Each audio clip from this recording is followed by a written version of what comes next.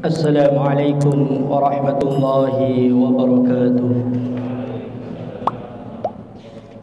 Alhamdulillahi rabbil alamin, wassalatu wassalamu ala asyrafil anbiya'i wal mursalin wa ala alihi wa ashabihi ajma'in.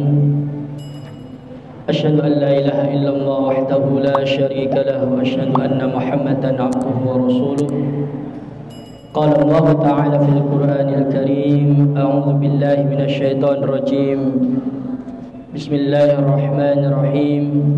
Syahrul Ramadan alladzi unzila fihi al-Qur'an hudan lin-nas wa bayyinatin minal huda wal furqan. Ma'asyiral muslimin, salat Isya dan tarawih Masjid Al-Ikhlas rahimakumullah.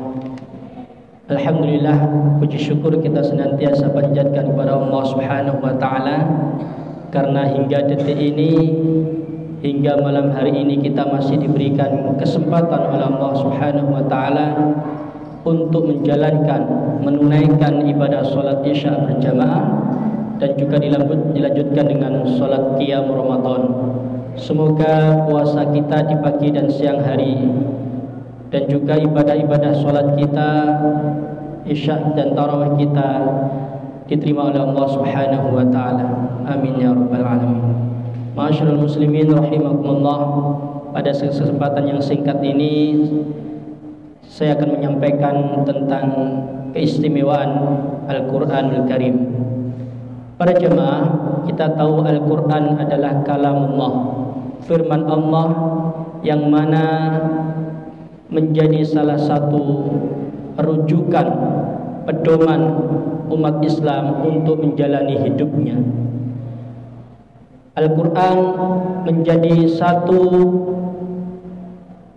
dari berbagai macam kitab suci yang lain yang sebagai penyempurna kitab-kitab sebelumnya, dan disitulah Al-Quran menjadi petunjuk bagi kita. Siapa yang mengaku beriman kepada Allah, maka harus senantiasa menjadikan Al-Quran sebagai pedoman utama.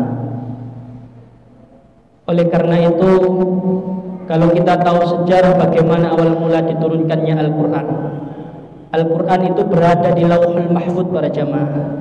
Kemudian tanzil, turun tidak langsung kepada Nabi kita Muhammad, tetapi berada di langit-langit bumi terlebih dahulu, atau yang kita kenal dengan Baitul Izzah. Kemudian baru setelah dari Baitul Izzah itulah Al-Quran diturunkan melalui malaikat Jibril kepada Nabi kita Muhammad secara berangsur-angsur atau bertahap-tahap selama 23 Al-Quran, dan semuanya itu kecuali ketika menjelang ajal beliau diturunkan pada bulan suci Ramadan, sehingga Nabi berdakwah itu selama 23 tahun. Kita bisa menghitungnya sebanyak 30 juz, 6.236 ayat itu diturunkan sesuai dengan kejadian atau kondisi yang dialami oleh Nabi Muhammad sendiri atau para sahabat-sahabatnya, sehingga tidak gebiah uyah 30 juz langsung pada turun di bulan Ramadan. Oleh karena itu kita di bulan Ramadan mengenal dengan jelas bahwa ada satu malam di situ kebaikannya melebihi 1000 bulan, yang insyaallah itu menurut para ulama akan turun di malam-malam ganjil sebagaimana sabda Nabi. Kalau sekarang niki malam ganjil apa genep? Ganjil nggih. Tapi mboten wonten sing genep niki. Nah, saniki sedanten malam ganjil. Jadi oleh karenanya di malam terakhir di bulan Ramadan, 10 malam terakhir ini Rasulullah menyarankan kepada kita untuk lebih memperbanyak mendekatkan diri kita kepada Allah dengan salah satu caranya selain daripada sholat, zikir, yakni dengan memperbanyak membaca Al-Quran. Karena para jemaah sekalian, fungsi Al-Quranul Karim itu selain dia sebagai huda atau petunjuk, maksudnya adalah yang menunjukkan kita berbagai macam aspek kehidupan ini, baik dari hulu sampai kesananya, itu semuanya sudah tertera di dalam Al-Quran. Pertanyaannya tinggal bagaimana kita mampu menjalankan apa yang ada di Al-Quran itu atau tidak.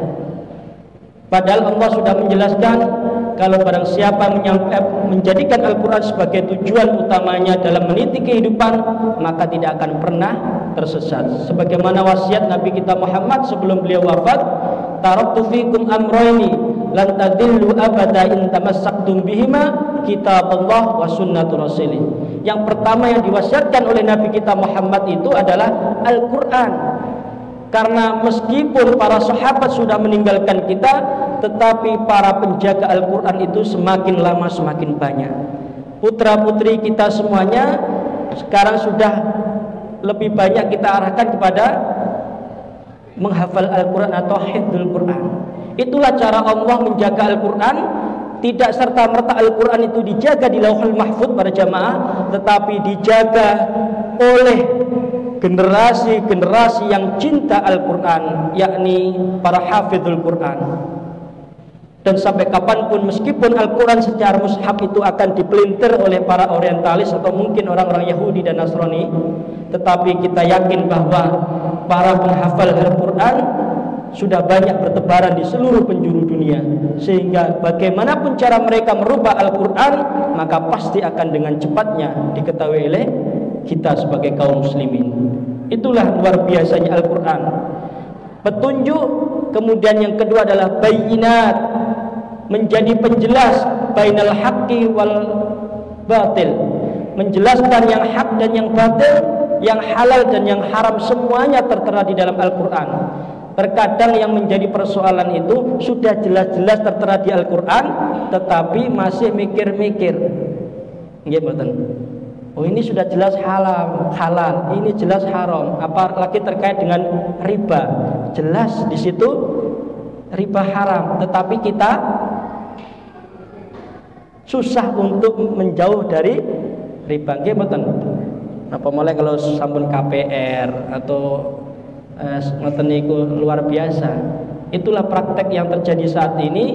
Bagaimana kita menjadikan Al-Quran sebagai acuan, maka kita akan berhati-hati agar terhindar dari perbuatan-perbuatan yang dilarang oleh Allah Subhanahu wa taala yang jelas-jelas tertera di dalam Al-Quranul Karim. Kemudian yang ketiga, fungsi Al-Quran para jamaah selain sebagai petunjuk, kemudian juga penjelas, yang tidak kalah penting adalah syifa. Al-Quran bisa menjadi syifa'un, obat hati kita. Manakala kondisi kita lagi lelah, letih, hati kita lagi gundah gulana, maka solusi yang harus dilakukan oleh kita adalah memperbanyak membaca Al-Quran. Fa insyaallah dengan memperbanyak membaca Al-Quran itu, hati kita akan menjadi tenang. Terlebih kalau kita membacanya dengan sebagaimana firman Allah, warattilil Qur'ana tartila, dan bacalah Al-Quran itu dengan cara yang tartil. Bagaimana caranya Ustaz kalau membaca Al-Quran dengan cara tartil? Ada cara-cara yang harus ditempuh, dan itu harus dipelajari dari tahap demi tahap sehingga kita bisa membacanya secara tartil.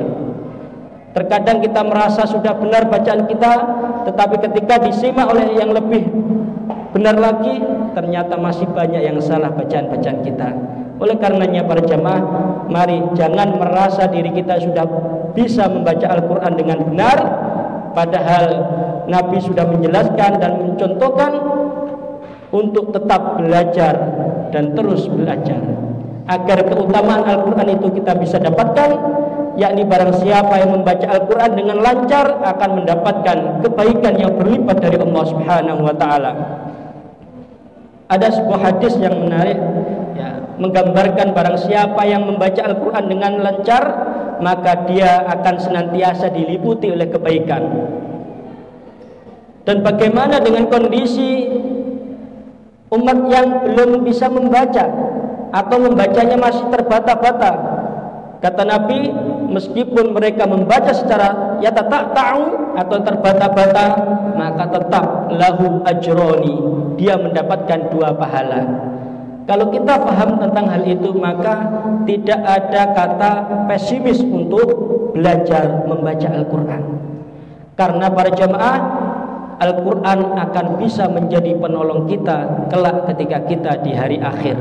Ketika pada saat amal-amal soleh kita tidak mampu menyelamatkan kita dari api neraka, tetapi selama hidup kita di dunia kita perbanyak dengan membaca Al-Quranul Karim, maka fa insyaallah sebagaimana sabda Nabi, Iqra'ul Quran fa innahu ya'ti yaumal qiyamah syafi'an li ashabi.